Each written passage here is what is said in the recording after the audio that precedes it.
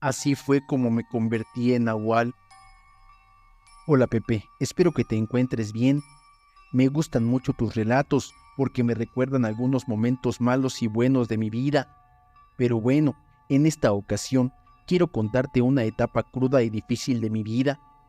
Para algunos sonará imposible, pero para mí fue increíble, al grado de que por temor me alejé junto con mi familia de ese rancho en el que pasé mi niñez y juventud, ya que temía por mi vida. En un humilde ranchito del estado de Hidalgo, México, colindante con Veracruz, había una comunidad 100% indígena y no hablábamos español. Ahí mi vida dio un giro de 360 grados, pues a mis escasos 12 años no podía creer que los nahuales existieran. En ese pueblo hablábamos otomí y nahual. Prácticamente si enfermábamos no había médicos ni medicinas, nos curaban los brujos. La mayoría de los niños recién nacidos difícilmente lograban crecer porque la bruja se los robaba o bien los chupaba hasta desvivirlos lentamente. En la primaria yo era un niño muy curioso y nada miedoso. Prácticamente andaba solo, corriendo por los montes y cerros atrapando víboras. Después de salir de la escuela, los campesinos me decían que me cuidara, porque un nahual podría arrastrarme o que la bruja podría llevarme. Yo no creía mucho en eso y continuaba con mi vida normalmente. Recuerdo que un día entró un niño a la escuela que se llamaba Macario. No era bien visto por los demás, porque había rumores de que su familia estaba conformada por brujos nahuales y brujas hechiceras, culpables de robar, desvivir y devorar seres humanos. Macario se aislaba de todos y a mí me llamaron la atención esos rumores. En mi curiosidad, traté de hacer amistad con este niño, que increíblemente hablaba 5 lenguas indígenas: otomí, náhuatl, maya, mixteco y zapoteco, lenguas ya casi perdidas en la actualidad. Me costó mucho trabajo, pero al final terminamos siendo buenos amigos. Macario siempre me invitaba al bosque a cazar animales, y él los atrapaba con la mano a una velocidad indescriptible, a pesar de no usar zapatos. Más tarde me invitaba a su casa, que por cierto, a pesar de ser humilde, tenía muchas cosas de interés, como piedras prehispánicas, ollas extrañas y figuras como de demonios y más cosas. Eso sí, cuando llegué la primera vez a su casa, les pidió a sus familiares que no me hicieran daño, porque era su único amigo y era invitado a partir de ese día. Una vez le pregunté por qué tenía diferentes pieles o animales disecados en su casa. Él me contestó que eran los enemigos de su familia y que después de derrotarlos con sus propias manos, ahora podían convertirse a placer en ellos, pero que para ser nahual contaba mucho el físico, ya que de acuerdo a tu complexión era el tipo de animal en el que te transformabas híbridamente. La verdad, eso del nahualismo en las transformaciones o mutaciones híbridas me interesaban y mucho, y desde ahí cada día le insistí que me enseñara a ser como él, o por lo menos que me diera la oportunidad de mirarlo en su transformación. De tanto insistir, ese niño indígena otomí me preparó durante 12 meses con una dieta especial que por seguridad no revelaré, pero solo podría convertirme en el animal que desviviera con mis propias manos, y pues a mi corta edad solo pude desvivir a un tlacuache, una rata de bosque. Tuve que hacer cierto ritual durante ciertos días de luna llena y comer la carne del animal en el día que él me lo ordenara. Poco a poco mi deteriorada vista se fue modificando, mi oído se volvió más fino, pero mi cuerpo seguía siendo el mismo. Yo no sentía ningún cambio en mi complexión. Le pregunté a mi amigo, el niño nahual Macario, que por qué no lograba la transformación en bestia como él me contaba, y solo se limitó a explicarme lo siguiente: mira, amigo, no te desesperes. Para convertirte en nahual se requiere de un riguroso proceso, así como de disciplina y constante entrenamiento. Pero no es fácil, por el contrario, será doloroso al principio, pero después de un tiempo te acostumbras a tu nuevo cuerpo. Existen 3 diferentes tipos de nahuales: el que roba y secuestra mujeres, el que juega y te puede volver loco o perderte en el bosque, y por último, el más peligroso, el que come carne y sangre humana y de animales.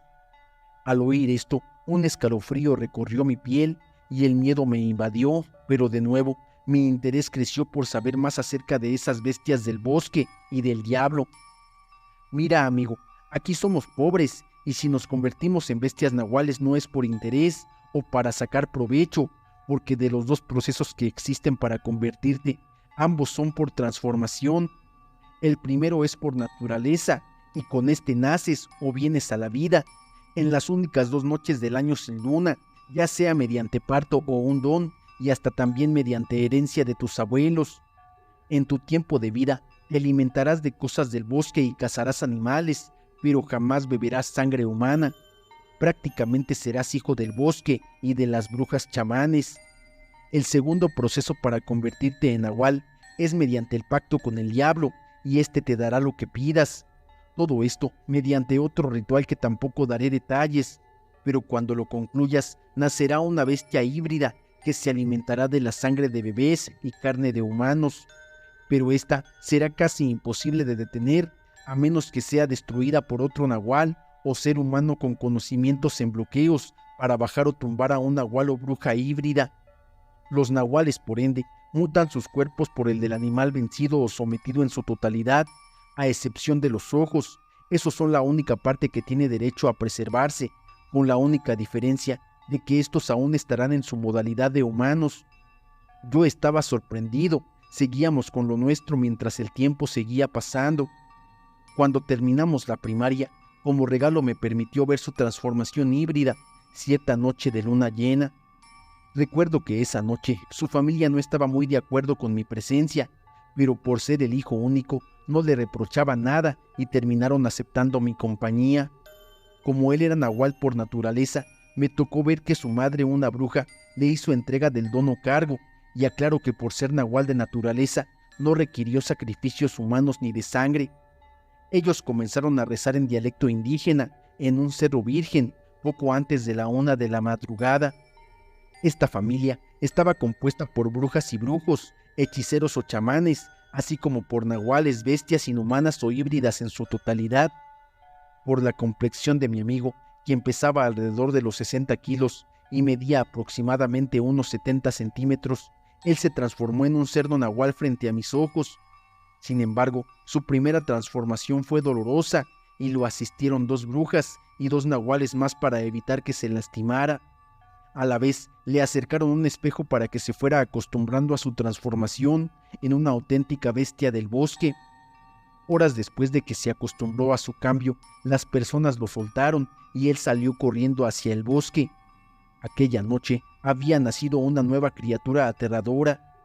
La siguiente semana me regaló el don del nahualismo, pero como yo no era elegido, le imploré a su familia que me ayudaran en el proceso. Ellos, aunque a regañadientes, terminaron aceptando. Primero me mandaron a cazar un animal con mis propias manos para que yo usara su cuerpo. La verdad, yo ni fuerzas tenía y solo logré desvivir a un tlacuache o zarigüeya. Después de que lo llevé ante ellos, lo ofrecieron como sacrificio. Me bañaron con unas extrañas hierbas y comenzaron a rezar en lengua indígena. Terminaron enterrando al animal en ese lugar de adoración pagana y nos marchamos esa madrugada. A los 7 días siguientes, justo a las 12:59 de la madrugada, acudimos al cerro de la adoración para terminar mi transformación. Las brujas desenterraron al animal que desviví con mis manos y me lo dieron de comer. La verdad, yo tenía 12 años y a mi corta edad ya había vivido aventuras increíbles. Estaba ante mi culminación. Me dieron a ese roedor y terminé devorando su podrida carne en minutos. También me dieron mi espejo que tenía listo. El ritual fue casi el mismo, a excepción de que yo me comía el animal por completo. Después me hincaron y dijeron cosas en la lengua mencionada, mientras me sujetaban con fuerza para iniciar mi transformación en un poderoso nahual. Me ordenaron rodar 4 veces a la derecha y 3 más hacia la izquierda. En un abrir y cerrar de ojos, sentí como algo dentro de mí se transformaba y me sentía extraño. Casi escuchaba lo que hablaban en casa de mis padres y oía el ruido de carros a kilómetros. Cuando terminó el ritual y me soltaron, me miré al espejo y con desprecio observé mi transformación en un insignificante tlacuache. La verdad me sentía defraudado y molesto, pero no entendía que a mis 12 años, con 1,50 m de estatura, y 40 kilos de peso. Mi cuerpo solo estaba listo para una transformación así. Corrí por el bosque dolido y a la vez humillado, hasta que mi amigo Macario me hizo entrar en razón. Solo así logré aceptar mi mutación híbrida.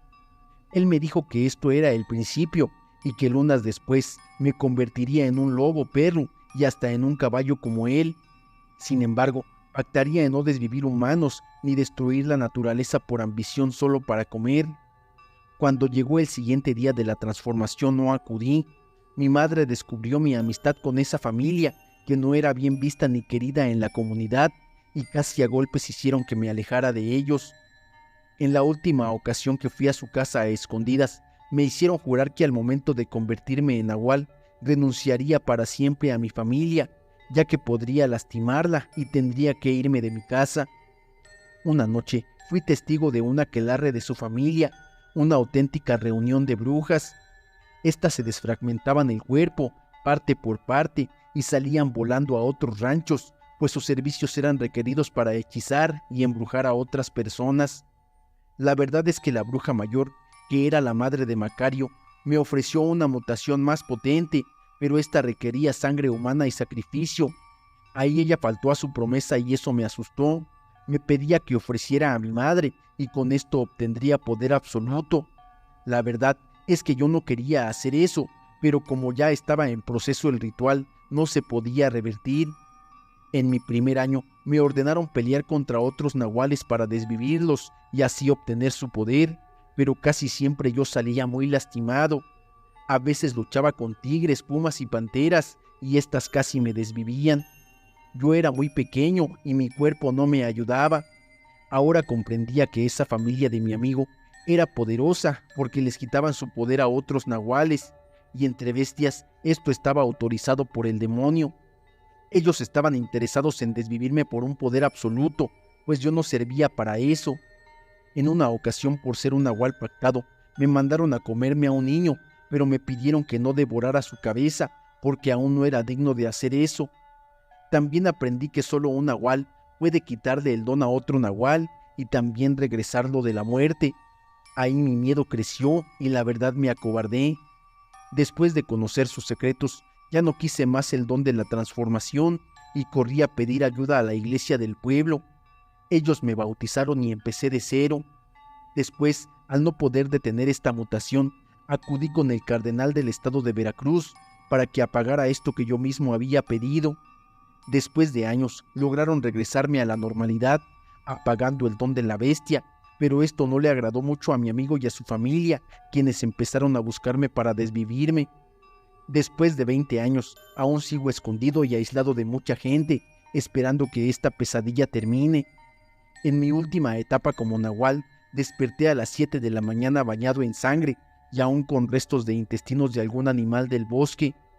A veces yo mismo me amarraba para no salir a devorar a otros animales, pero gracias a Dios la ayuda pronto llegó.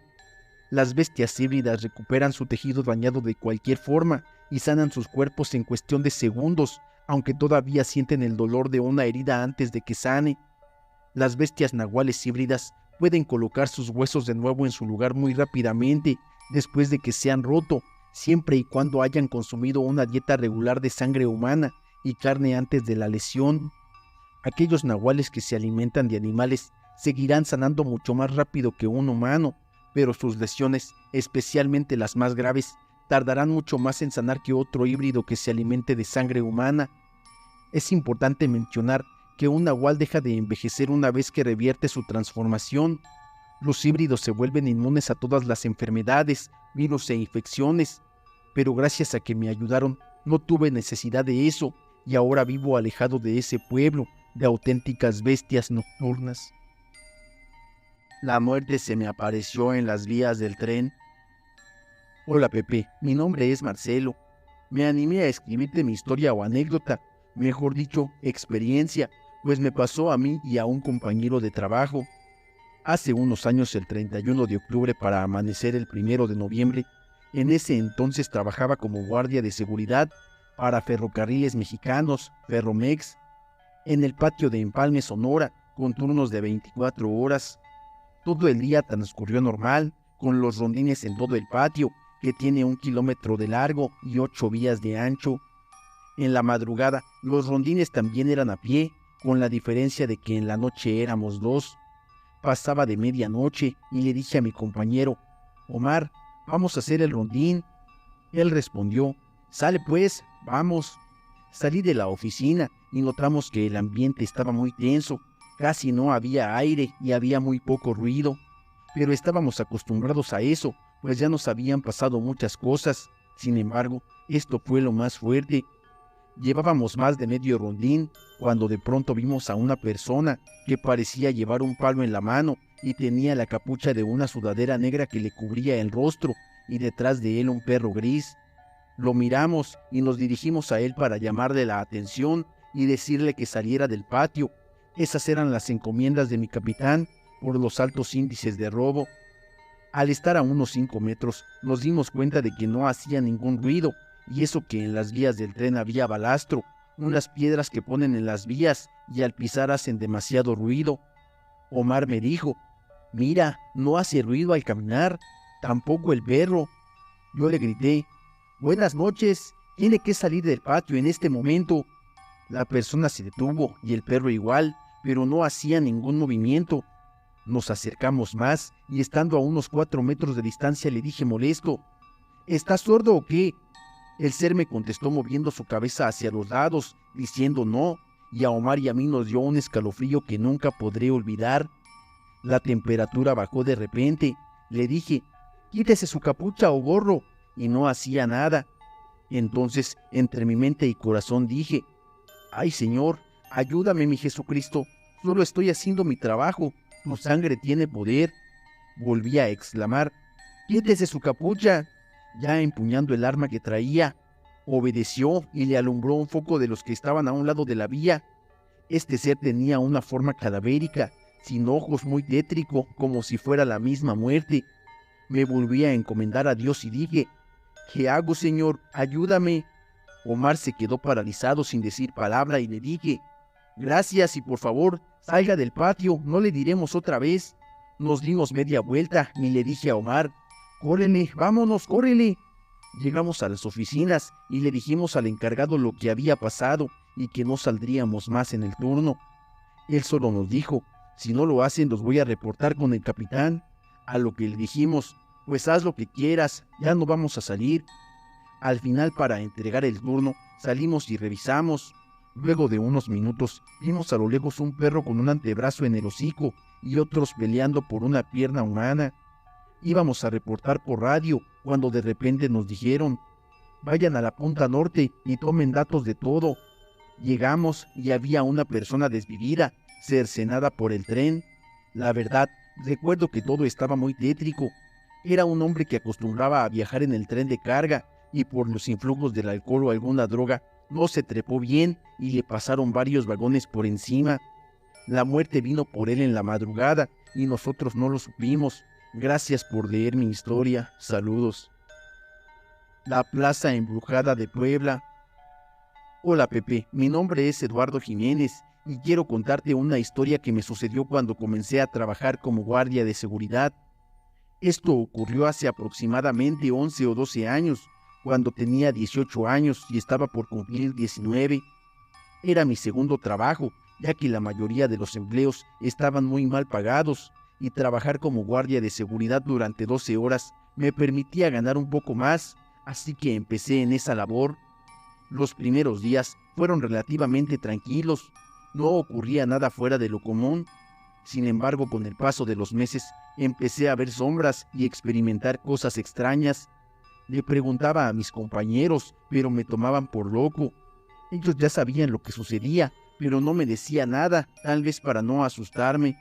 Me comentaban que quizá era solo mi mente, que me jugaba trucos y que no debía hacer caso a lo que veía, ya que eran cosas que imaginaba. Al principio creí en lo que me decían. Con el tiempo pasaron más meses y años, hasta que empecé a darme cuenta de que realmente eran sombras o presencias las que estaban ahí. De hecho, en esa plaza donde trabajaba y que está ubicada en el centro histórico de Puebla, hay locales que tienen cámaras con sensores de movimiento. Cuando alguien se acerca a las cámaras, las luces LED que funcionan como una lámpara se encienden automáticamente. De repente, una cámara se encendía y luego otra, y pensaba para mí mismo que esas cámaras solo detectan presencias, no animales. Tenían que ser humanos o quién sabe qué.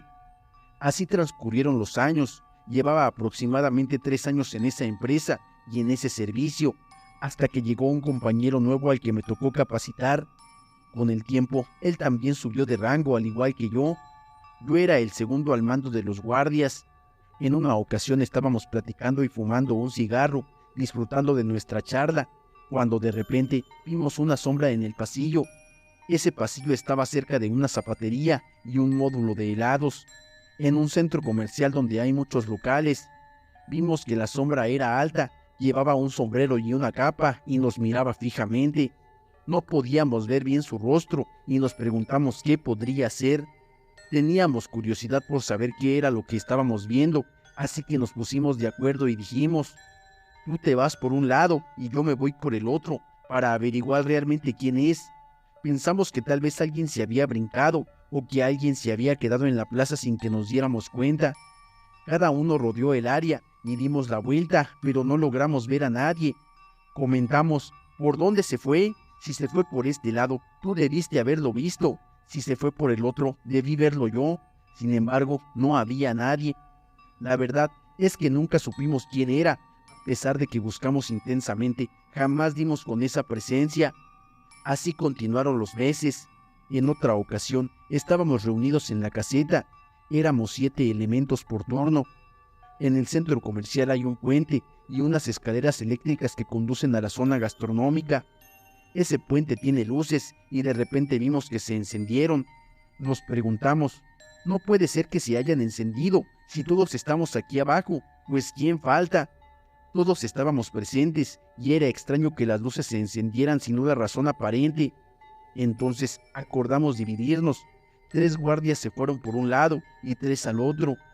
En esa área no hay forma de escapar ni de esconderse. Por tanto, las escaleras de un lado como del otro son evidentes. Sucede que nunca vimos nada, por más que buscamos, y sí nos entró el miedo. Revisamos baños, cocinetas y ventanas. No había modo de escapar, solo se podía brincar, pero son más de 5 metros de altura, realmente es muy alto. En muchas ocasiones nos pasaron cosas extrañas. A mí varias veces me arrebataron el radio y también recuerdo un diciembre en el que hacía mucho frío. Todos nos pusimos de acuerdo para llevar algo de la cena de Navidad y hacer un pequeño convivio. Ya era medianoche y decidimos ir a cenar. Todos se reunieron en el comedor, pero solo me estaban esperando a mí. Recuerdo que dejé mi teléfono cargando cerca de una puerta, un poco lejos del comedor, ya que tenía que atravesar varios pasillos para llegar. Entonces pensé: voy por mi teléfono y ahorita regreso a ayudar. Los demás continuaron con sus labores, calentando y dividiendo la comida para todos. Cuando yo iba caminando iba agachado, mirando mi teléfono y nunca supe con qué choqué ni con qué me topé. Si hubiera sido un bote de basura, obviamente lo habría tirado, ya que no son muy pesados, pero el bote estaba a unos metros de mí. Con mi lámpara solo logré ver oscuridad, no vi nada ni nadie. Así me sucedieron muchas cosas. Una vez estábamos reunidos y escuchamos ruidos, como si alguien caminara sobre las rejillas. Fuimos a revisar, pero no había nadie. Aún hasta la fecha, hay muchas historias que se cuentan sobre el lugar. También hay una mujer que se aparece en el reloj que tiene el centro comercial, porque es una construcción antigua, y muchas historias así que han pasado los compañeros. De hecho, hay una niña que se aparece en los baños y otras cosas extrañas que han sucedido a lo largo de los años. Esta es mi pequeña historia, y a pesar de ser todo, aún sigo siendo guardia de seguridad. Ya llevo casi 12 años en esto. Espero que les guste mi relato.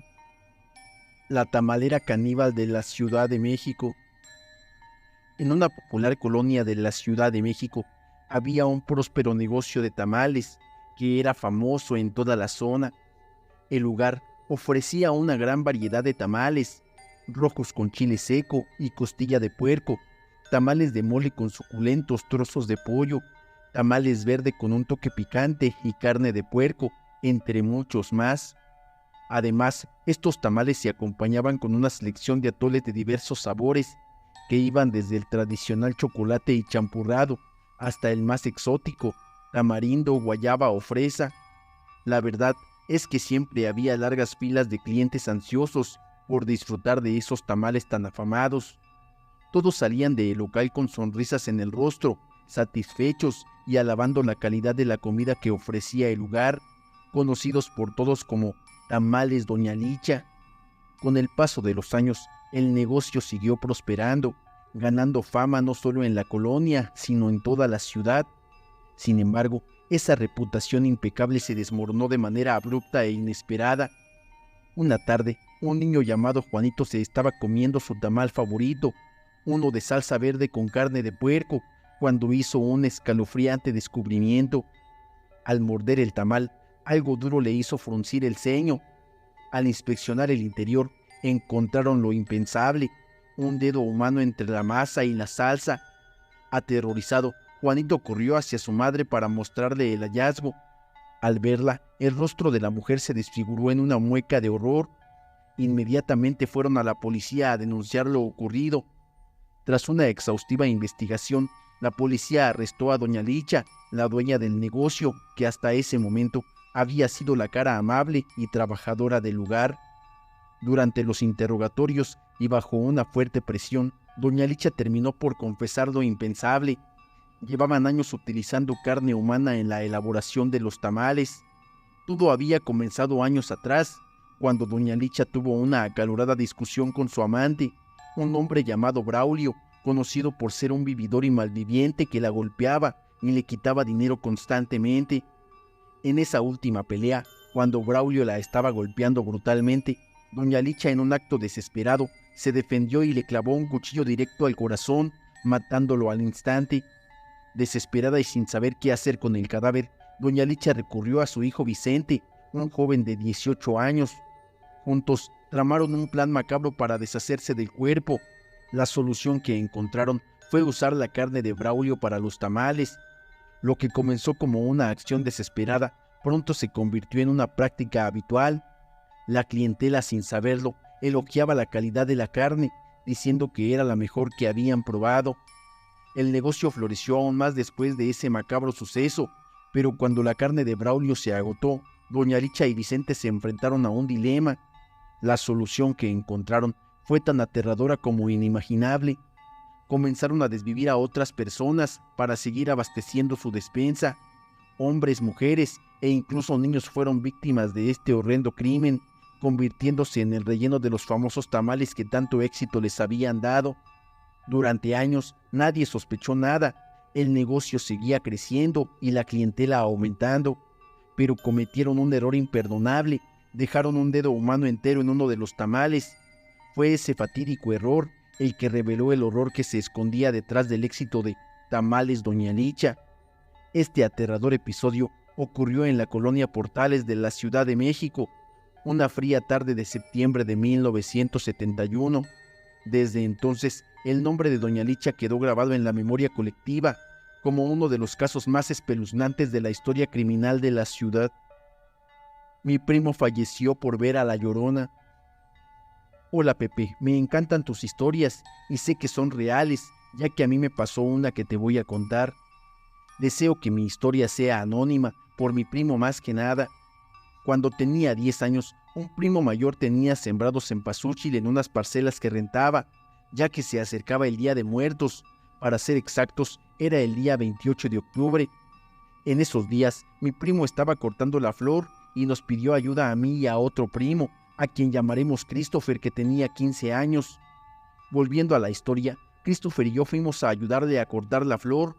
Eran aproximadamente las 2 de la tarde y luego regresamos a la casa a comer, mientras mi primo se quedó cortando la flor. Cuando mi primo, el que se había quedado cortando, decidió regresar, su camioneta se atoró en el lodo, ya que había llovido unos días antes. Para poder salir necesitaba ayuda, así que le llamó por teléfono a mi tía, y ella nos dijo que fuéramos a ayudarlo. La hora la recuerdo perfectamente, eran las 7:24 y ya estaba oscureciendo. Nos llevamos una lámpara. Yo iba obligado, ya que me daba miedo ir a las parcelas a oscuras por unos perros que habían abandonado ahí y que llamábamos perros salvajes porque eran muy bravos. Sin embargo, mi primo me convenció, así que llevamos una lámpara de las que se ponen en la cabeza. Como yo era niño, tenía mucho miedo. De pronto, mi primo me empezó a empujar jugando y caí en un charco de lodo que, como había llovido días anteriores, estaba enorme. Al caer, vi a una mujer con un vestido como de boda roto y sucio, y el color que radiaba era como verde con un poco de blanco. Entonces calé a mi primo, le tapé la boca y le señalé dónde estaba la mujer. Como todo niño, yo estaba muy asustado, sentía que me desmayaba. Por el ruido que se hizo cuando jalé a mi primo y lo tiré, esa persona volteó y yo ahí pude ver que era la Llorona. La cara que le vi era extremadamente terrorífica, ya que su rostro parecía el de un cuerpo en descomposición. No sé cuánto tiempo pasó, pero creo que fue suficiente para que empezaran a buscarnos. Mi primo, que la vio a los ojos, fue el que peor la pasó, ya que cuando nos encontraron decían que parecía que a él se le había llevado el alma. Nos llevaron a la casa, me cobijaron y me sentaron en el sillón, y a mi primo lo llevaron al hospital, ya que creían que le había picado algún animal. En cuanto a mí, tardé una hora en hablar y contarles que habíamos visto a la Llorona. Nadie me creyó, solo mi abuela, que sabía hacer limpias y me curó con un huevo que salió negro. Me llevaron a hacerme varias curas hasta que estuve mejor. En cuanto a mi primo, como sus padres no eran creyentes, confiaron en el hospital. Él perdió peso rápidamente, tanto que le dio anemia y lamentablemente falleció. Mis tíos me echaron la culpa a mí, ya que dicen que eso no existía, lo que provocó que la familia se dividiera. Yo, como no la miré a los ojos, no me pasó nada grave, solo perdí peso y me hacían limpias diarias durante una semana. En cuanto al campo, uno de mis sueños era ser agricultor, pero se me quitó con lo que vivía ahí. Cada día de muertos voy a visitar la tumba de mi primo, le llevo una flor de cempasúchil y le pido perdón, ya que siento que fue mi culpa que la viera a los ojos. Mi abuela entró a otra dimensión con demonios. Hola Pepe, hace mucho que quería escribirte esta situación que vivió mi abuela. Mis abuelos viven a las orillas de un rancho. Ahí todos se dedican a la siembra y la cosecha de verduras. Con mis abuelos viven 3 tíos, 2 solteros y uno que ya está casado con 2 hijos. Yo vivo con mis papás en una ciudad a unas 2 horas del rancho. En las vacaciones del verano pasado, me fui a pasar unos días con mis abuelos, y una vez mientras desayunábamos, mi abuela me preguntó que si creía en brujas, fantasmas y otras cosas paranormales. A mí esos temas me parecían cosas que la misma gente los creaba para generar miedo, y le dije que no creía mucho porque había demasiada falsedad en ellos. Mi abuela se rió y me dijo: he estado pasando por algo, y créeme, no es inventado. Mi abuela acostumbraba a salir en las mañanas justo al amanecer, cuando el sol aún no se asomaba, pero ya se veía la luz. En una de esas vio una casa de 2 pisos a lo lejos, una casa de madera que se veía un poco vieja y descuidada. De pronto vio que la luz de una ventana del segundo piso estaba encendida y pensó que la casa era de un vecino, del que mi abuelo solía contar que luego platicaba con él. Mi abuela pasó de largo y mientras se alejaba, escuchó a alguien que le decía con una voz baja: oye, oye, pero dice que al voltear no vio nada. Un día, una mañana que se les fue uno de sus perros fuera de su terreno, salió ella con uno de mis tíos a buscarlo. Aún no comenzaba a amanecer, así que ella pensó que aprovecharía para hacer su caminata más temprano. Al llegar a donde estaba la casa, mi abuela pensó en preguntar si habían visto a su perro. Dijo que al tocar la puerta, ésta se abrió sola y escuchó una voz al fondo de la casa que le decía: entra, entra. Pero ella dijo que solo quería saber si habían visto a su perro, que era café con las orejas blancas. Luego hubo un silencio y mi abuela volvió a preguntar, pensando que no la habían escuchado, y le volvieron a decir: entra, entra. Justo cuando mi abuela estaba pensando en entrar, mi tío, al terminar de revisar alrededor de la casa, le dijo que no se veía nada y de pronto se cerró la puerta violentamente. Mi abuela se asustó y mi tío le dijo que mejor se fueran antes de que el perro pudiera alejarse más. Justo unos 10 minutos después de seguir buscando, tomaron camino de regreso y de pronto vieron al perro venir corriendo de la dirección de la casa muy asustado. Ellos los calmaron y, como acostumbraba, mi abuelo lo regañó como si fuera un niño. Al tiempo que mi abuela superó su miedo por aquella casa, decidió dar otra caminata en esa zona, pero no vio la casa y hasta pensó que había agarrado otro camino, y aunque le pareció raro, no le dio importancia en ese momento. Mi abuela tenía la costumbre de cargar anclajes para tierra con un pedazo de listón rojo para marcar sus caminos donde ella pasaba y así evitar perderse. Aunque ella conocía muy bien la zona, de alguna forma le había afectado no ver aquella casa, pensando que a lo mejor se había perdido. En una de sus caminatas volvió a ver la casa, y justo cuando se agachó para poner uno de sus anclajes, vio que a 1 metro más o menos estaba otro. Ella observó detenidamente, marcaba su camino a una distancia considerable a su vista, y alcanzaba a ver el rojo de sus listones más adelante, así que ese día puso otro anclaje en color azul. Unos días después, mi abuela enfermó de gripa, una gripa fuerte que la mandó a la cama, por lo que tuvo que descansar. Mi abuelo le dijo que iría con el vecino a que le regalara un poco de la planta que tenía para la gripa, y mi abuela le dijo que el camino ya estaba marcado para que se fuera con cuidado, que a unos metros del único listón azul se veía la casa. Cuando mi abuelo llegó a donde según estaba el listón, no encontró nada. De hecho, mi abuelo al volver le dijo que había puesto mal las marcas porque no había visto ninguna casa, y que además la casa del vecino estaba más hacia el oeste.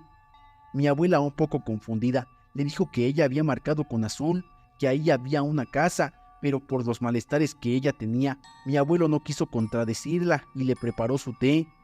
Cuando mi abuela se recuperó, le dijo a mi abuelo que iría a hacer su caminata y se fue a ver la casa para verificar qué había pasado. Al llegar la vio, muy decidida y un poco molesta se acercó y tocó fuerte. Nuevamente la puerta se abrió sola y alguien desde adentro le decía: «Entra, entra». Mi abuela se asomó diciendo: «Buenos días». Adentro estaba una pareja de señores ya muy mayores, la señora sentada cerca de una ventana viendo hacia afuera y el señor estaba parado al fondo del pasillo. El señor muy amable le preguntó si había encontrado a su perro y mi abuela le dijo que sí, que estaba bien, y le dijo que le agradecía haberle mandado las plantas para su té para la gripa y que le daba gusto que como vecinos se ayudaran. El señor le dijo que no se preocupara y que se podía llevar más y le dio una bolsa. Mi abuela ni siquiera se le ocurrió revisar la bolsa y se fue. Al llegar a la casa, puso la bolsa en la cocina y se apuró con otras cosas mientras mi abuelo llegó para comer. Mi abuela le dijo: «Fui a donde el vecino y ahí estaba por donde el listón azul y me dio más plata para té». Mi abuelo sorprendido le dijo: «Qué raro, lo vi hoy y no me dijo nada de haberte visto». Al terminar de comer, mi abuelo se fue a la cocina y puso a calentar el agua para hacerse un té. Tomó la bolsa y al ver lo que había en ella la aventó y le empezó a gritar a mi abuela para que fuera. Luego le preguntó si había visto el contenido de la bolsa y ella le dijo que era la planta. Mi abuelo le insistió molesto diciéndole: «Mujer, ¿viste lo que tenía?». Mi abuela le dijo que no, pero que el vecino le dijo que era más planta para el té. Cuando mi abuela abrió la bolsa, venían unos huesos como con un líquido medio espeso. Además, me contó que ella había alcanzado a ver ojos y como pezuñas, pero que no quiso volver a verla. Al día siguiente, esperaron a que amaneciera para ir a visitar aquella casa. Al verla, mi abuelo le dijo a mi abuela que esa casa no era la del vecino, además de que la casa estaba muy vieja y ya un poco destruida para que la viera bien. Mi abuela dice que ella sí vio la casa descuidada, pero no tanto como la vio ese día que iba con mi abuelo. Durante mucho tiempo hicieron oración y mi abuelo le dijo a mi abuela que tenía prohibido ir para allá. El secreto que después me reveló mi abuela es que ella volvió a ir algunas ocasiones más, pero la casa ya no se veía como al principio, sino como mi abuelo se la mostró. Sin embargo, ella aún veía la ventana del segundo piso con la luz encendida.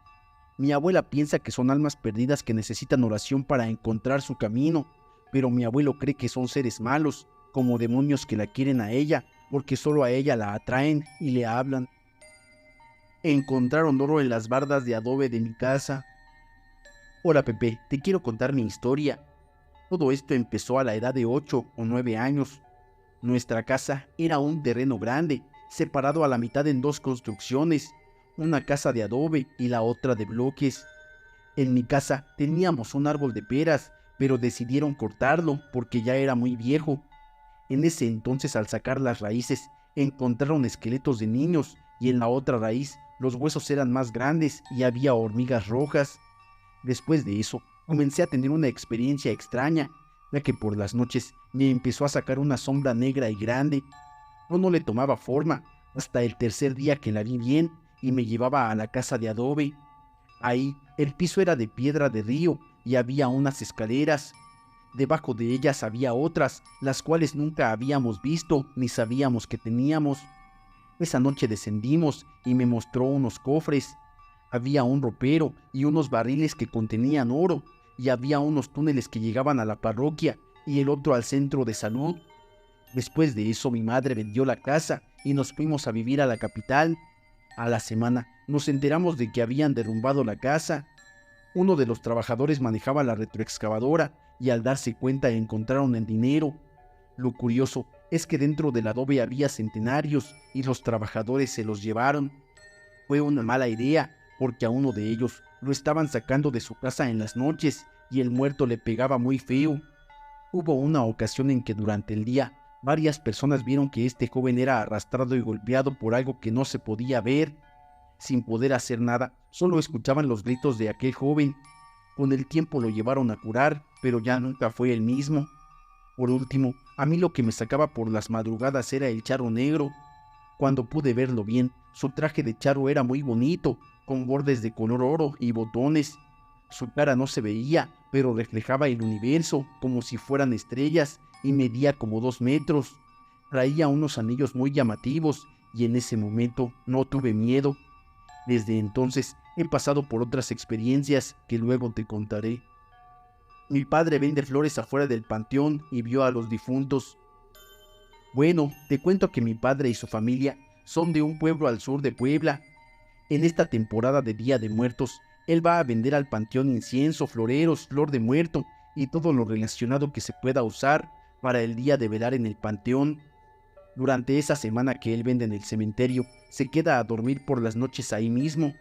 Su lugar de venta siempre es al lado de la puerta del cementerio, a unos 10 metros de la entrada. Él nos contó que hace más de 15 años vivió algo sobrenatural, el 1 de noviembre para amanecer el 2. Dice que como cada año se quedó a dormir en su puesto, solo cerró bien y se metió a dormir. Alrededor de las 4 de la mañana le dieron ganas de ir al baño, así que salió atrás de los puestos a orinar. Mientras estaba ahí parado, escuchó mucha gente hablar y pensó que debían ser los borrachitos que andaban por ahí. Total, que decidió dar la vuelta al puesto para ver quiénes eran los que hablaban. Cuando dio la vuelta y vio lo que ocasionaba los sonidos, se quedó mudo y paralizado, pues claramente vio a gente en procesión entrando al panteón. En ese momento se dio cuenta de que estaba viendo a los difuntos que regresaban de sus ofrendas. Le entró mucho miedo, a pesar de ser un hombre recio. Rápidamente se metió dentro del puesto, cerró bien y se acostó quedándose dormido. Al otro día fue a casa ya por la tarde-noche y le contó a mi abuelita lo que había visto. Ella le dijo que sí, que había mirado a los muertitos cuando regresaban al panteón. Un espíritu se metió al cuerpo de un chofer. Soy operador de transporte público y había ocasiones en las que me tenía que quedar en la base. Ahí a veces nos encerrábamos los compañeros y cada quien dormía en sus unidades. Una vez ya estaba durmiendo cuando empecé a escuchar pasos afuera del camión.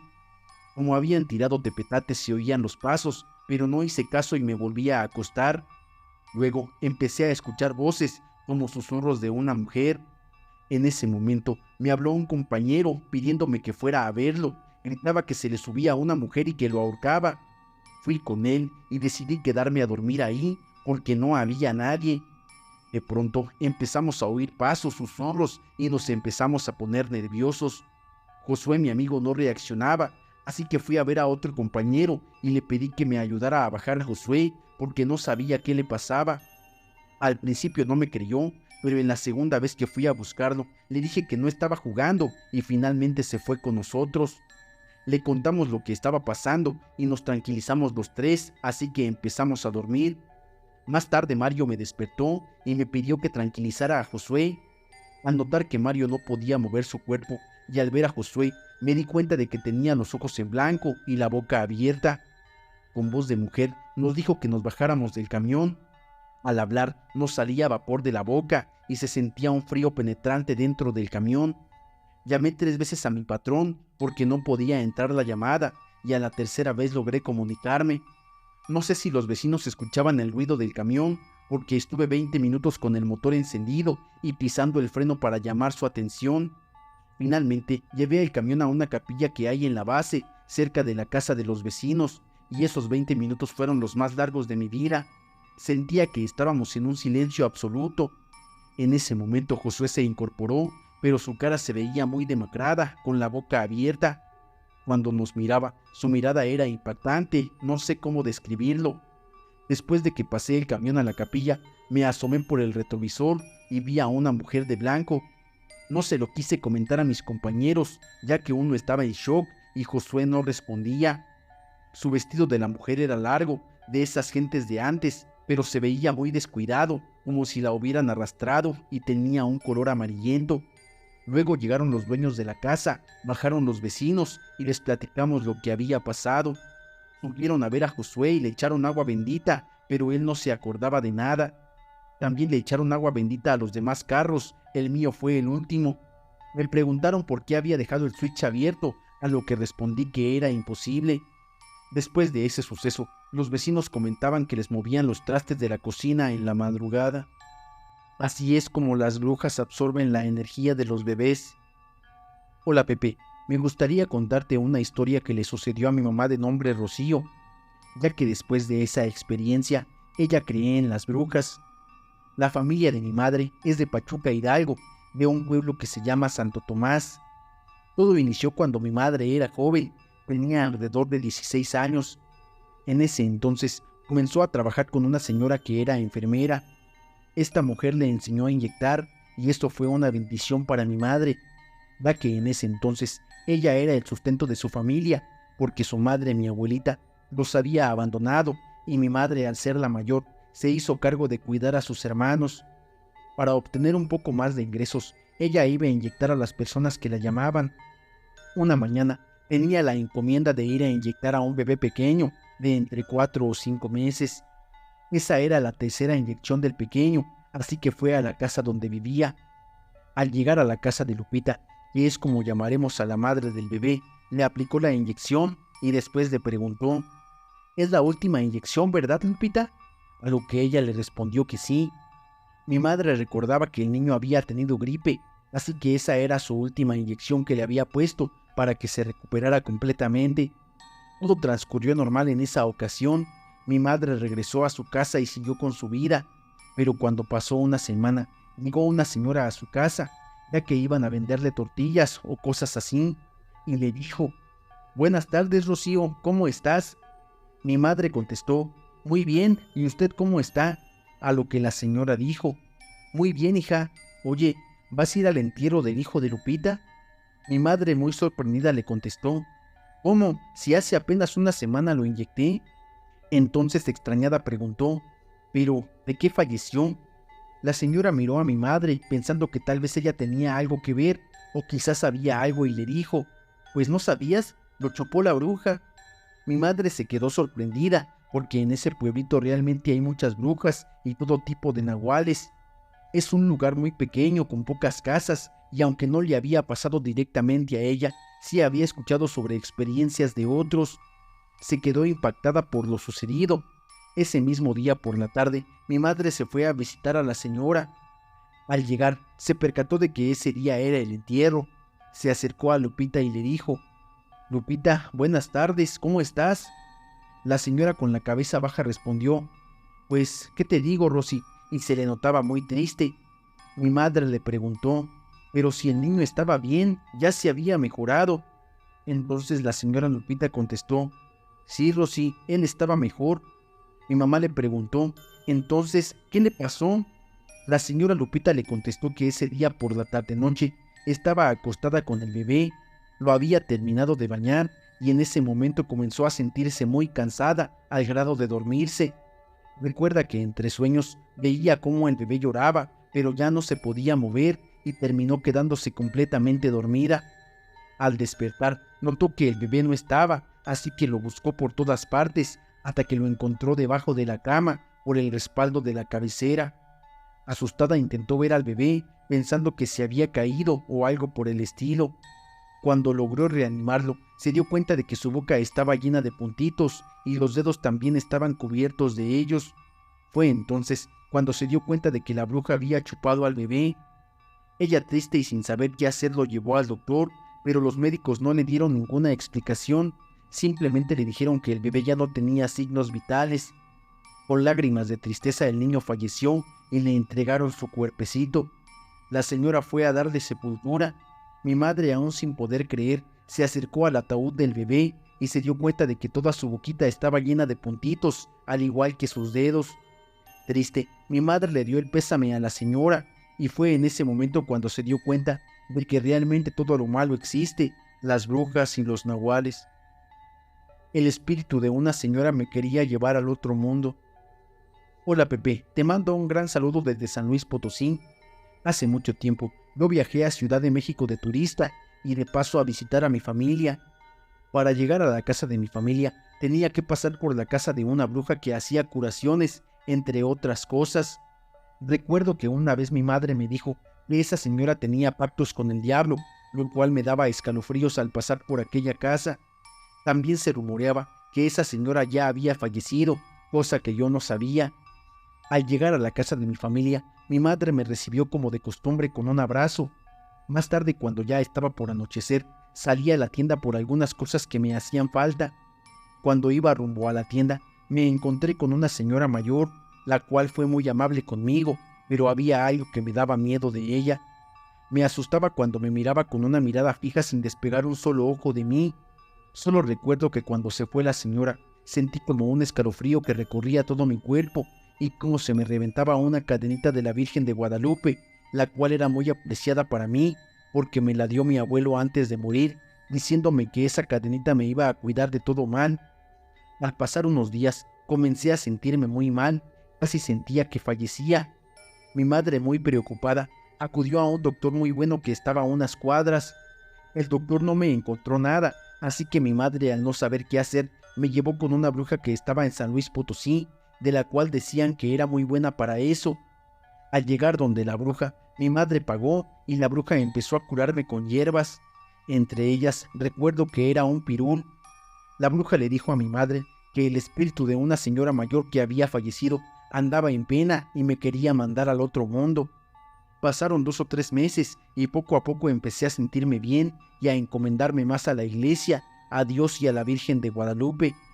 Hoy en día he estado rezando todas las noches porque creo y pienso que si me descuido un poco puede que me vaya de este mundo. Puede que esta historia que me pasó no dé miedo, pero solo quería contar cómo el espíritu de una señora me quería llevar a la muerte. Perdió 3 bebés por brujería, pero el mal se le regresó a la bruja. Hola Pepe, me gustaría contarte acerca de mi historia. Primero que nada, me gusta mucho tu contenido. La verdad es muy entretenido y me sirve mucho para hacer mis quehaceres. Quisiera empezar diciéndote que esto sucedió cuando yo tenía 12 años. Debo admitir que no sé cómo llamar a esta historia, si es algo paranormal o si tiene que ver con la brujería, pero ahí te va. Cuando era niña, mis padres solían tener un matrimonio muy bonito, pero de la nada mi padre empezó a cambiar. Pasaba mucho tiempo sin llegar a casa o fingía que no podía hacerlo, ya que tenía trabajo fuera. Él trabajaba en mantenimiento, así que a veces decía que tenía que ir a grandes construcciones o dar servicio en otros lugares. Mi madre siempre ha sido ama de casa, muy amorosa, siempre nos brindó cariño y atención. Sin embargo, un día comenzó a enfermarse de la nada. La llevamos a varios doctores, pero ninguno le daba solución a lo que tenía. Simplemente se sentía mal, tenía muchos mareos, dolores de cabeza y ya no tenía ganas de comer. Así pasaron muchos meses, hasta que llegó a un punto en que apenas podía levantarse de la cama. Finalmente, la llevamos a ver a varios doctores, hasta que llegamos con una mujer que se dedicaba a todo tipo de trabajos de brujería, lectura de cartas y esas cosas. Mi madre ya fue muy mal, fue a ver a esta señora, quien le pidió que pasara sola, acompañada únicamente de mi tía. Recuerdo muy bien lo que le dijo esa señora. Le comentó que sabía que mi padre tenía a otra persona. Mi madre estaba muy triste, ya que él había sido su compañero de vida. Con el tiempo su tristeza aumentó, pero ella indecisa quiso comprobarlo por sí misma. Recuerdo una mañana que nos levantó y nos llevó en taxi a espiar a mi papá. Fue ahí cuando se dio cuenta de que efectivamente tenía a otra persona. Desilusionada regresó a casa y le reclamó. Lo que no sabía ella era que estaba embarazada. Debido a ese bebé, decidieron intentarlo nuevamente. Mi madre estaba triste, lloraba todas las noches, pero el embarazo avanzaba bien. Todas las ecografías eran normales. Llegó el tercer mes y recuerdo una noche que estaba durmiendo sola. Tenía 2 hermanos y ellos dormían en camas separadas y yo en una cama aparte. Esa noche me quedé dormida y en ese sueño vivíamos en una casa muy grande. Recuerdo que había un árbol con florecitas de color morado. En el mismo sueño, una niña me hablaba y me decía: «Ven, acércate a este árbol y mira, rasca, rasca». Sin embargo, nunca veía a la niña, siempre estaba de espaldas. Comencé a rascar y de repente encontré una cajita. Dentro de esa cajita había una camisita y un pequeño bebé. Recuerdo que la niña se volteó y su cara estaba deformada. Me miró y me dijo: «Mira, ella es tu hermanita, pero no la vas a poder ver porque hay una persona mala que les está haciendo daño a tu mami, así que esa niña no va a nacer». Recuerdo que me desperté llorando y mis padres trataron de consolarme como pudieron. Al día siguiente hablé con mi madre. Siendo tan solo una niña con mi inocencia, me acerqué a ella y le dije: «Mami, la niña del árbol me dijo que tu bebé se iba a morir». Mi madre se enojó mucho y estuvo molesta conmigo todo el día. Al día siguiente, ella comenzó a sentir mucho calor y su cuerpo estaba como si tuviera fiebre, pero no podía explicarlo. Entonces, mi padre decidió llevarla al médico para una consulta general. En el hospital le dijeron que todo estaba bien, que solo había sido una pequeña gripe, así que lo dejó pasar. Recuerdo que a la siguiente semana le tocaba una cita y no le dio importancia a hacerse un ultrasonido. Ese día, cuando se arregló, vi su carita cabizbaja. No sé si estaba molesta por lo que yo le había dicho o simplemente se sentía mal. Cuando regresaron a casa, estaban tristes y llorando. Le pregunté qué había pasado y nos comentaron que a mi mamá le habían hecho un legrado. Mi madre comenzó a deprimirse. Así pasaron 4 meses y ella volvió a quedar embarazada, pero la misma historia se repitió. En total, mi madre tuvo 3 legrados. Fue muy triste para nosotros porque somos 3 hijos y yo deseaba con ansias tener una compañera, una hermanita. Mi madre enfermó muy gravemente, tanto que ya no podía pararse de la cama y le costaba mucho caminar. Le dolía mucho la espalda y recuerdo que se encerraba en su cuarto todas las noches para llorar. Estuvimos mucho tiempo solos porque no entendíamos qué pasaba. Solo se levantaba por las mañanas para cocinar y después volvía a llorar. Mi padre estuvo muy ausente, no le reprochamos nada, aunque sé que ahora está pagando por todo, ya que no le ha ido muy bien. Al ver que mi madre no mejoraba y que ningún doctor le daba solución, decidimos llevarla con una señora curandera que le había ayudado anteriormente. La señora le dijo que mi padre tenía a otra mujer y que esa mujer no quería verla feliz, no deseaba que ellos fueran felices.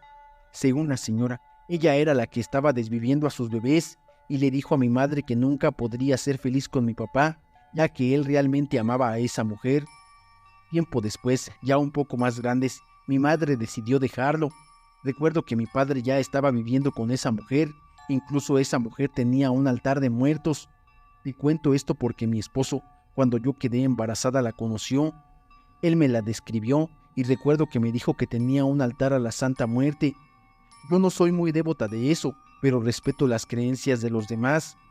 Le pregunté a mi esposo por qué esa mujer no podía tener hijos y él me explicó que no podía, ya que todos sus hijos tenían malformaciones. Solo tenía una niña y 2 niños, pero también estaban enfermos y tenían ataques. Así pasaron las cosas hasta que mi padre enfermó de COVID-19. Mi madre, siendo una buena persona, lo que realmente la distingue, decidió ayudarlo, apoyarlo y cuidarlo en esas circunstancias. Realmente mi madre no tenía interés en regresar con él, ya que era feliz como estaba, pero entendí que el mal sí existe. Días después, mis tíos llegaron con la noticia de que la señora con la que estaba mi padre había fallecido de un paro cardíaco. Ahí es donde entendí que realmente todo se paga en esta vida. La señora no quiso que mis padres tuvieran hijos, pero ella tampoco los tuvo, ya que todos sus hijos los perdió por malformaciones, incluso los que ya habían nacido. No le deseo nada malo a mi padre, al contrario, él se curó y mi mamá sin ningún reproche lo perdonó. Sin embargo, él volvió a las andadas, saliendo con mujeres que realmente no lo valoraban. Sé que a mi madre le está yendo bien, sé que ella es feliz y está logrando todas sus metas. Desgraciadamente, el mal no se le desea a nadie, pero en esta vida todo se regresa, y más si uno juega y promete cosas que no puede cumplir. Lamento mucho lo que pasó con esa señora, quizás no era su momento.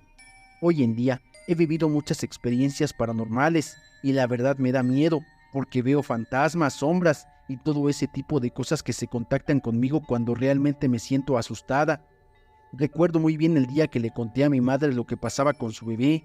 Desde entonces ella quedó muy traumatizada, ya que todas las muertes que se avecinan normalmente vienen a anunciarse. Espero que puedas contar mi historia. Realmente me gustaría que me regalaras un saludo a mí y a mi hija, ya que diario te escuchamos. Mi nombre es Rosa y mi niña se llama Jade. Espero poder seguir contándote sobre nuestras experiencias paranormales. De todo corazón, espero que todas esas personas que están haciendo mal se arrepientan a tiempo, porque luego les puede cobrar factura, incluso su propia vida. Por esta razón, Pancho Villa esquivaba las balas. Adela trabajó en un afamado circo de México en la época de la Revolución. Ella junto a su novio era la mayor atracción de aquel espectáculo. La chica se paraba contra un muro con las extremidades abiertas y su novio, quien era ciego, lanzaba cuchillos a su alrededor, clavándolos cerca de su cuerpo, pero jamás lastimando a la hermosa modelo. Con el tiempo, la fama fue tan grande que aparecieron los celos, y un día el joven ciego lanzador de cuchillos dijo: a mí deberían pagarme más. Yo soy la principal atracción del circo. Tengo cualidades sobrehumanas y también exijo mayores comodidades. El dueño del circo refutó diciendo: comprende que la situación del país no está para pagar más. Estamos en medio de un conflicto. A lo que el joven lanzador respondió: si no concedes lo que te pido me voy. Un circo chino hace tiempo me echó el ojo. El dueño del circo contestó: bueno, está bien, haremos ajustes. Quizá podríamos reducir el sueldo de tu novia para pagarte más a ti. A lo que el joven respondió: de acuerdo, además, ella no hace nada, simplemente pone su cuerpo y yo hago la magia con mis cuchillos. Una vez dicho lo anterior, el dueño del circo le comunicó a Adela los nuevos ajustes salariales, a lo que ella no estuvo de acuerdo y dijo: no puede ser, yo arriesgando mi vida por él, porque lo amo. Yo necesito el dinero. A lo que el dueño del circo le dijo: lo siento, Adela, yo no puedo hacer nada, ya que él estuvo de acuerdo. No puede ser, repitió ella, a lo que el dueño del circo continuó diciendo: acepta, será fácil encontrar a otra muchacha que ponga su linda figura, creo que hasta por menos dinero. Adela, sin pensarlo ni un segundo, respondió: no, gracias, y después de eso tomó el primer tren y se marchó. A la siguiente semana encontraron a otra mujer que aceptó por mucho menos dinero ser parte del espectáculo del joven ciego. Durante el espectáculo, el joven lanzó la primera daga contra la chica, la cual se incrustó en su corazón de manera mortal y la modelo falleció al instante. ¡Asesino!, gritó el padre de la chica, que se encontraba en primera fila del espectáculo, y continuó diciendo: tú dijiste que tenías poderes especiales y que nada pasaría. La gente del pueblo linchó al lanzador de cuchillos junto al dueño del circo. Lo que nadie sabía era que Adela poseía los poderes especiales con los cuales podía desviar objetos metálicos. Ella era el artífice de la fama de su exnovio. Después de eso, Adela se unió a la Revolución Mexicana. Ella era la encargada de desviar las balas, cuyo objetivo era llegar a un tal Pancho Villa. Un espíritu la cuidó en las inundaciones de España. Hola Pepe, saludos desde España. Soy Claudia de Santa Marta, Colombia. Esta historia le sucedió a una amiga mía. Ella vivió una pequeña historia de amor con un locutor muy famoso en la radio de Barranquilla, Colombia. La historia es la siguiente. Mi amiga Laura comenzó un romance con el locutor mencionado. Ella trabajaba en Barranquilla como niñera y estudiaba. Por las mañanas solía sintonizar la radio para escuchar los programas de este locutor, quien tenía un programa muy bonito de lunes a viernes, de 6 de la mañana a 9 de la mañana, excepto los días festivos. Luego los sábados tenía otro programa, que iba de las 2 de la tarde a las 6 de la tarde. Era su locutor preferido. Un día, Laura fue a la emisora porque ganó un premio en un concurso. Ahí conoció al locutor, quien se enamoró de ella y a ella también le gustaba a él. Comenzaron a conocerse como cualquier pareja y él la invitó a cenar en varias ocasiones durante la semana, ya que los sábados tenía compromisos con la radio. Una noche después de salir de la radio, la invitó a una discoteca y le dedicó una salsa que decía, como tu amante o tu amigo. Y él le dijo, cada vez que escuches esta melodía, piensa en mí. Esto pasó en el año de 1999. La abrazó con fuerza y entre besos y abrazos fueron a un lugar privado y ya se imaginarán qué pasó. Este romance fluyó a escondidas. Al pasar 2 años, mi amiga se quedó sin trabajo como niñera y buscó otro empleo en Santa Marta. Siguió sus estudios y se graduó. Después de terminar el bachillerato nocturno, el locutor le ayudó económicamente y finalmente le propuso matrimonio.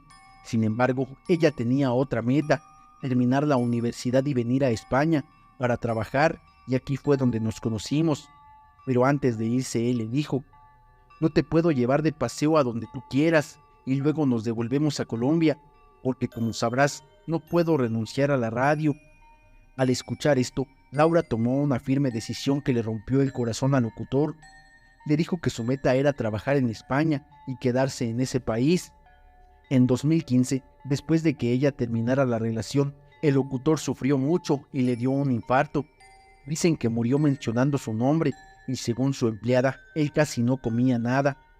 Laura se sintió muy mal y se vino a España en el 2018. Hasta el día de hoy, su espíritu se manifiesta y no la deja ser feliz. Se le presenta en sueños y ella también lo ama profundamente y se arrepiente de haber cortado la relación. Él le dice que se la llevará con él.